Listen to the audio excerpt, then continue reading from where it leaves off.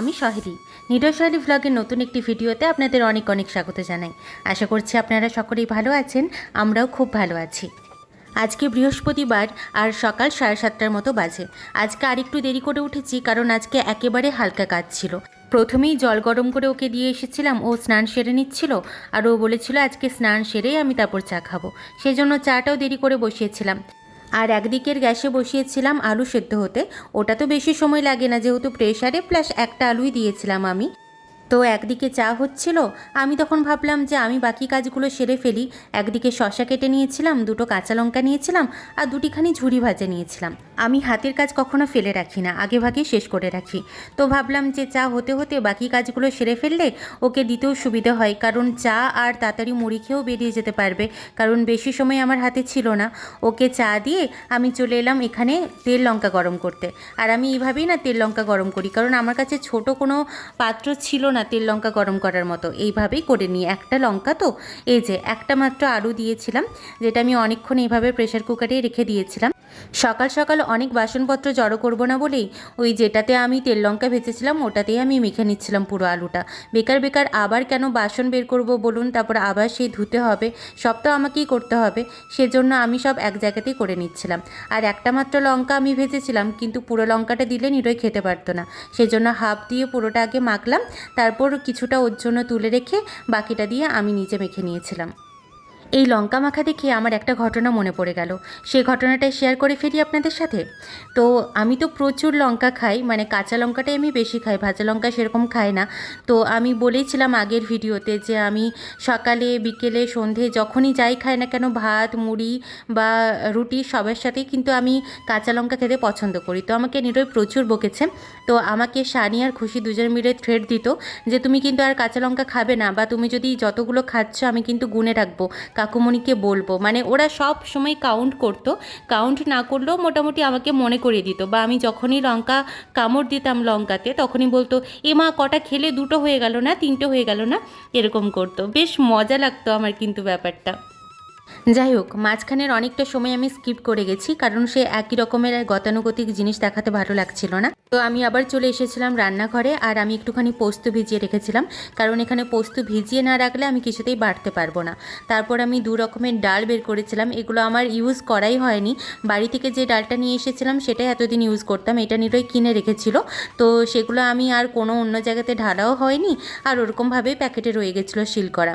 তো যাই হোক, আমি 2 রকমের ডাল মিক্সড করে ধুয়ে নিলাম, দিয়ে একদম প্রেশার কুকারে বসিয়ে দিয়েছিলাম। মুগ ডালটা একটু ভেজে নিলে ভালো হতো, কিন্তু ঠিক আছে, কোনো অসুবিধে নেই। এবার চলে যাই বেগুন ভাজাতে।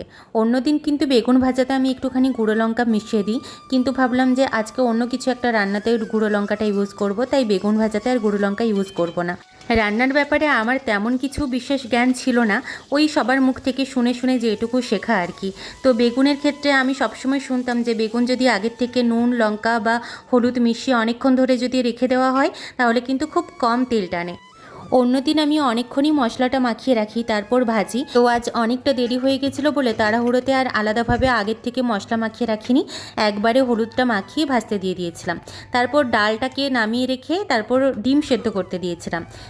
পোস্তটাকে ছাঁকনিতে ধুয়ে তারপর আমি ওই বেলনা চাকতির ওখানে রেখে দিয়েছিলাম, কারণ ওটা দিয়ে আমার একমাত্র বাটা যাবে, আর তো কিছুই নিয়ে আসা হয়নি। তারপর আমি চলে গিয়েছিলাম আবার রান্নাতে, কারণ আমার কড়াতে তেল দেওয়া হয়ে গেছিলো ততক্ষণে, সেজন্য পেঁয়াজটা ভাজতে দিয়ে তারপর আবার সবজিগুলো দিয়ে দিয়েছিলাম, মানে শুধু আলু দিয়েছিলাম আর কি। প্রথমে পোস্তটা করে নেব ভেবেছিলাম, সেজন্য পেঁয়াজের পরে আলুটা দিয়ে দিয়েছিলাম। আর একটুখানি এটা ভাজা ভাজা হয়ে যাবে, যেহেতু এটা পুরো কাঁচা ছিল, অল্প একটু ঢাকা দিয়ে রেখেছিলাম। তারপর আমি চলে এসেছিলাম পোস্ত বাটতে।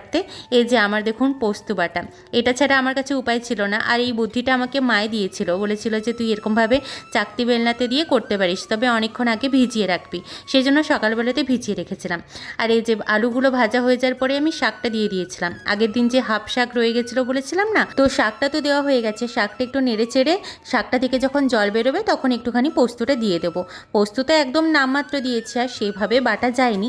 যাই হোক, তবুও কিন্তু পোস্তর টেস্ট আলাদা রকমই, সেটা ভালোভাবে বাটা হোক আর নাই হোক, পোস্তর টেস্ট কিন্তু পোস্তর মতোই লাগবে। যাই হোক, আমি এদিকে ডিমগুলোকে ছাড়িয়ে নিচ্ছিলাম। এবার বলি যে 3টে ডিম কেন, মাত্র তো আমরা 2টো মানুষ।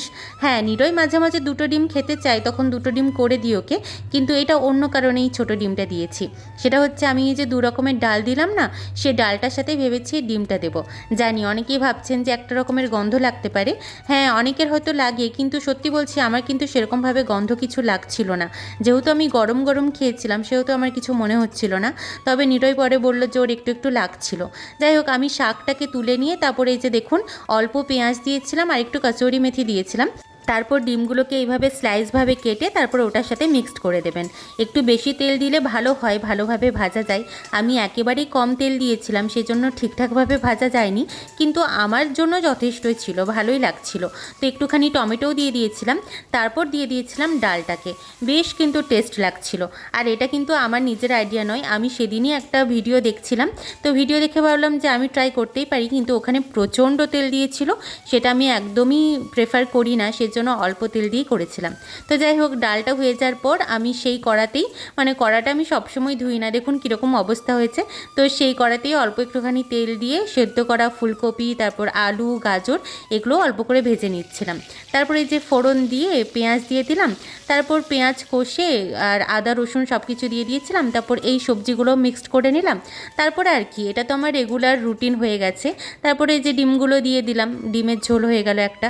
তবে এই ঝোলটা এতটা থাকবে না, একটুখানি আরও মেরে দেবো, কারণ যেহেতু ডাল আছে আর এরকম ঝোলটা লাগবে না। এটা আরেকটু ফুটুক, আস্তে আস্তে এটা আরেকটু কমে যাবে, মাখো মাখো ব্যাপারটা হয়ে যাবে আর কি।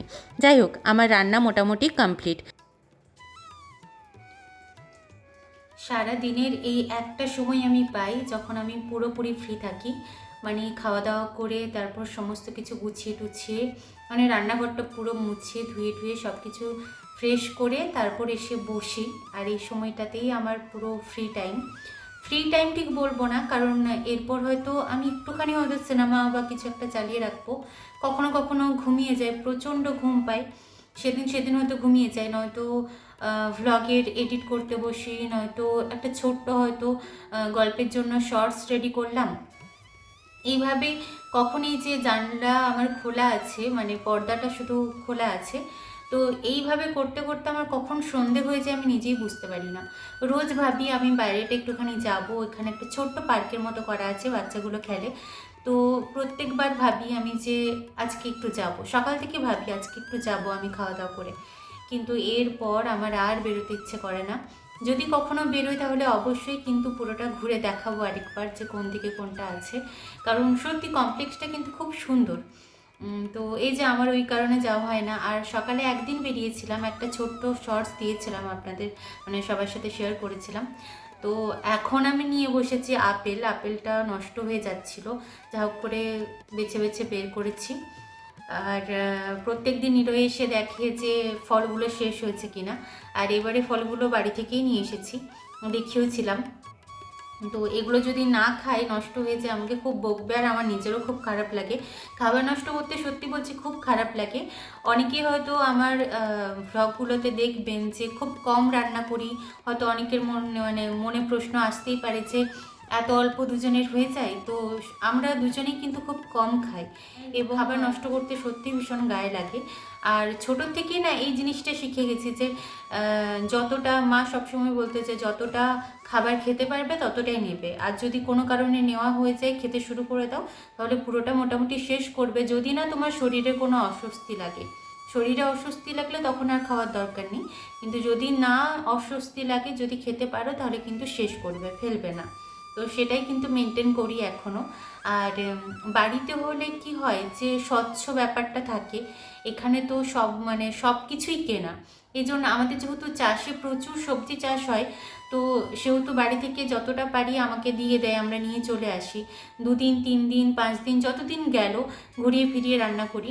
আর এখানে তো বাড়ির মতো 5-6টা তরকারির রান্না হয় না, 5-6টা সবজি হবে, তার সাথে মাছ থাকবে, এরকম ব্যাপারটা না, খুব কমই করি, কারণ দুজনেই খুব কম কম খাই। আর একই রকম মানে করা হয়ে যায়। এই একটা মাস তো আমি একই রকম করেছি, আর এই একটা মাস আমার এতটা লেটে চলে গিয়েছিলাম আমি, সেজন্য আমি ভাবলাম যে না থাক, মানে অনেকগুলোই শ্যুট করে রেখেছিলাম কিন্তু শেয়ার করা হয়নি, ভ্লগ বানানো হয়নি। তো ভাবলাম যে না, আমি এক্সামটা দিই, এক্সামটা যেমনই হোক না কেন দিই, তারপর থেকে রেগুলার শুরু করব। তো সেরকমভাবেই আপাতত দুদিনের গ্যাপে আমার চলছে, মানে দুদিন পিছিয়ে আছি আমি। তো দেখা যাক আমি এটা কন্টিনিউ করতে পারি কিনা, কারণ প্রত্যেকবার কন্টিনিউ করব বলি কিন্তু করে উঠতে পারি না। তো আমি এবারে আর কিছু বলবো না, আশা করছি পারবো, কিন্তু তাও হয়তো কখনো মিস হতেই পারে, যে বাড়ি গেলে হয়তো তখন আর ব্লগ করতে বসা হয় না। কারণ ওই একটা দিন যাই, একটা দিনে আমার সত্যি বলছি ঘরের মধ্যে ঢুকে 2 ঘন্টা 3 ঘন্টা ব্লগ নিয়ে বসে থাকা, মানে একটা শর্টসের জন্য আমার ভয়েস দিতে আমার ভীষণ বিরক্ত লাগে। মনে হয় যে সবার সাথে গিয়ে বসি, মানে অন্তত আমি কিছু না করলেও কানে শুনতে পাচ্ছি তারা গল্প করছে, সেখানে বসে হয়তো কিছু শর্টস রেডি করলাম, সেটা ঠিক আছে। কিন্তু ভয়েস দেওয়ার জন্য যে রুমে এসে বসে ভয়েস দেওয়া, সেই জিনিসটা আমি করতে পারি না, আর ব্লগ দেওয়া তো হয়ই না।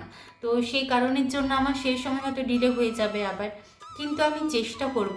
আর নতুন বছর থেকে তো অবশ্যই চেষ্টা করব যে রোজ কিছু না কিছু দেওয়ার। দেখা যাক।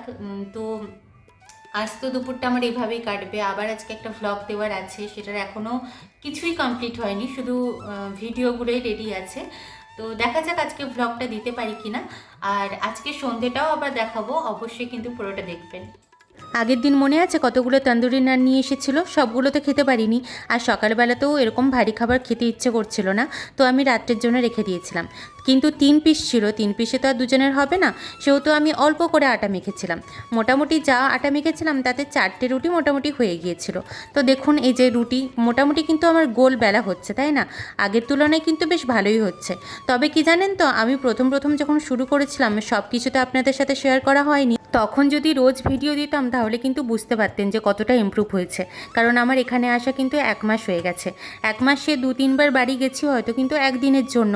তো সেইটুকু বাদ দিলে কিন্তু আমি বেশিরভাগ সময়ই এখানেই ছিলাম, এবং আমি প্রতিটা দিনই রুটি বানিয়েছি, তাই মোটামুটি ইমপ্রুভ তো হয়েছে, বুঝতেই পারছেন। তবে হ্যাঁ, এই যে ইমপ্রুভ করছি, তা বলে এটা নয় যে আমার প্রত্যেকটা রুটিই গোল হয়, মাঝে মাঝে কিন্তু খুব ভুলভালও রুটি বানাই। তো রুটিবেলা যখন প্রায় শেষের দিকে, তখন নিরো এসে এত কিছু দিয়ে গিয়েছিল, পনির, তারপর এত সবজি, ও আবার বাইরে কাজে চলে গিয়েছিল। তো আমি বলেছিলাম যে ওকে টমেটো নিয়ে আসতে, টমেটো শেষ হয়ে গিয়েছিল, আর পুদিনা পাতাও নিয়ে আসতে বলেছিলাম। তো ক্যাপসিকাম আর পনিরটা দেখলাম ও নিজের থেকে নিয়ে এসেছে। আসলে আগের দিনে যে তন্দুরি রুটিগুলো রয়ে গিয়েছিল, ওটার সাথে চিকেন নয়তো পনির দুটোই ভালো লাগতো, আর আমরা তো আগের দিন চিকেন খেয়েছিলাম, সেজন্য ও পনিরটাই নিয়ে এসেছিল। আর আমি এই ডালগুলো থেকে না পুদিনা পাতাগুলো আলাদা করে নিচ্ছিলাম, কারণ এই ডালগুলো থেকে না আবার পুদিনা পাতা খুব সুন্দরভাবে গজায়। আমি দেখেছিলাম এগুলো ভিডিওতে, তো ভাবলাম বাড়িতে এগুলো ট্রাই করা যেতেই পারে। তারপর যদি নতুন পাতা গজায় তখন না হয় টবে ট্রান্সফার করে দেব। যাই হোক, আবার রান্নাতে ফিরে এলাম। আগের রুটি তৈরি আর এখনের রুটি তৈরির মধ্যে যে কী তফাৎটা আছে আমি কিন্তু এখন বেশ ভালোভাবেই লক্ষ্য করতে পারি। আগে আমি এতটাই সেঁকে ফেলতাম যে রুটিগুলো না ছেঁড়া যেত না, এত শক্ত হয়ে যেত। এখন কিন্তু বেশ ভালোই নরম হয়, আর আমি একসাথে একবারে অনেকটা করে নিতাম বলে আমার সেই প্রবলেমটা কিন্তু হতো। এখন কিন্তু একটা করেই সেঁকে নিই, সেজন্য কোনো প্রবলেম হয় না। তারপর আমি চলে গেলাম এই যে পনিরটা কাটার জন্য। পনিরটা কিন্তু আমাদের বাড়ির যেমন ছিল সেরকম মোটেও ছিল না, অতটা টেস্টিও হবে না জানি। বাড়ির পনিরের একটা আলাদা রকমের স্বাদ আছে, তাই না? তো পনিরটাকে আমি ভালোভাবে নুন হলুদ দিয়ে মাখিয়ে তারপর মাছটাতে চলে গেলাম নুন হলুদ মাখাতে। মাছটা তো আজকে কিছু খাবো না, কালকের জন্য খাবো, সেজন্য ভালোভাবে এগুলোকে ভেজে নিতে হবে, নয়তো নষ্ট হয়ে যাবে। যতই শীতকাল হোক না কেন, তবুও আমার মনে হয় ভালোভাবে একটু ভেজে নেওয়াটা দরকার। তো তারপর চলে গেলাম পনিরগুলো ভাজতে।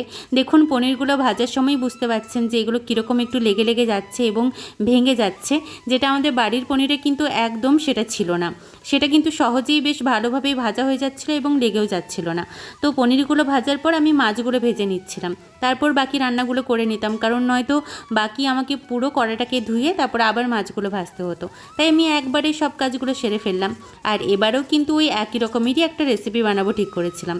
আলু আর এই যে কড়াইশুঁটিগুলো, এগুলো আগের থেকে সেদ্ধ করে নিয়েছিলাম, তারপরে এই যে হালকা একটু মশলা দিয়ে ক্যাপসিকামও দিয়েছিলাম, বেশ ভালো লাগে, টেস্ট তো ভালোই লাগে আর গন্ধটাও বেশ ভালোই থাকে। তারপর হালকা একটু জল দিয়ে দিয়েছিলাম, এটা ফুটে গেলেই তারপর আর কি পনিরগুলোকে ছেড়ে দিলাম। বাড়িতে একটা পনিরের রেসিপি ট্রাই করেছিলাম, মনে আছে? ওটাকে আপনি বাটার পনিরও বলতে পারেন, আবার মেথি পনিরও বলতে পারেন, দুটোই বলা যেতে পারে। যাই হোক, ওটা ভেবেছি এবার যখন বাড়ি যাব আরেকবার করব। মাকে বা দিদিভাইকে বলে রাখবো, ওরা অনেকটা করে পনির করে রাখবে বাড়িতে, তারপরে আমি গিয়ে করব, কারণ আমি তো একদিনের বেশি থাকতে পারবো না। তো ওই একদিনের জন্য যাব, তখনই ভেবেছি ওই পনিরটা আরেকবার করব। ওটা কিন্তু বেশ ভালোই পছন্দ করে বাড়ির সবাই, আর বাচ্চাগুলো তো চেটে পুটে খেয়েছিল, মনে আছে। যাই হোক, আমার রান্না কিন্তু রেডি, আর এই যে আমার খাবারও রেডি। তন্দুরি আর পনির ছাড়া বাকি যেটা দেখছেন সেটা কিন্তু খোয়াটা না ভাবলাম যদি নষ্ট হয়ে গেছে, সেজন্য আমি একটুখানি কড়াতে না হালকা হালকাভাবে ভেজে নিয়েছিলাম। যাই হোক, আজ এই পর্যন্তই, আবার দেখা হবে নতুন কোনো ভ্লগে। ততদিন পর্যন্ত অবশ্যই সকলে ভালো থাকবেন এবং অবশ্যই সকলে সুস্থ থাকবেন। ধরো ধরো।